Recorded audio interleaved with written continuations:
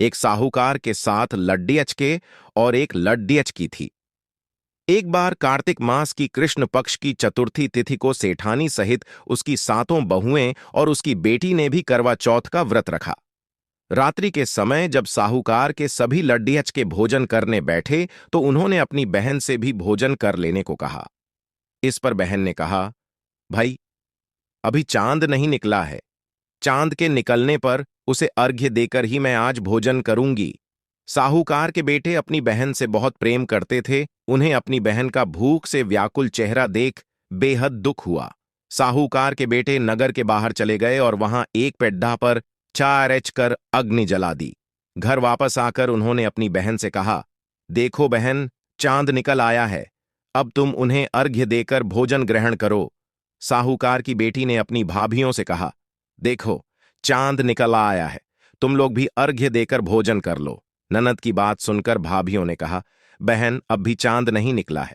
तुम्हारे भाई धोखे से अग्नि जलाकर उसके प्रकाश को चांद के रूप में तुम्हें दिखा रहे हैं। साहूकार की बेटी अपनी भाभियों की बात को अनसुनी करते हुए भाइयों द्वारा दिखाए गए चांद को अर्घ्य देकर भोजन कर लिया।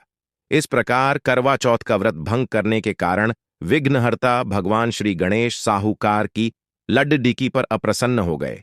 गणेश जी की अप्रसन्नता के कारण उस लड्डकी का पति बीमार पड़ डीडीएच गया और घर में बचा हुआ सारा धन उसकी बीमारी में लग गया। साहूकार की बेटी को जब अपने किए हुए दोषों का पता लगा तो उसे बहुत पश्चाताप हुआ। उसने गणेश जी से क्षमा प्रार्थना की और फिर से विधि विधान पूर्वक चतुर्थी का व्रत शुरू कर दिया। उसने उपस्थित सभी लोगों का श्रद्धानुसार आदर किया और तदुपरांत उनसे आशीर्वाद ग्रहण किया। इस प्रकार उस लड्डकी के श्रद्धा भक्ति को देखकर एकदंत भगवान गणेश जी उस पर प्रसन्न हो गए और उसके पति को जीवन दान प्रदान किया। उसे सभी प्रकार के रोगों से मुक्त करके धन, संपत्ति और वैभव से युक्त कर दिया। करवा चौथ माता की जय। एक साहूकार के साथ लड्डी के और एक लड्डी की थी। एक बार कार्तिक मास की कृष्ण पक्ष की चतुर्थी तिथि को सेठानी सहित उसकी सातों बहुएं और उसकी बेटी ने भी करवा चौथ का व्रत रखा। रात्रि के समय जब साहूकार के सभी लड्डी के भोजन करने बैठे तो उन्होंने अपनी बहन से भी भोजन कर लेने को कहा। इस पर बहन ने कहा, भाई, अभी चांद नहीं निकला है। चांद के निकलने पर उसे अर्घ्य देकर ही मैं आज भोजन करूंगी।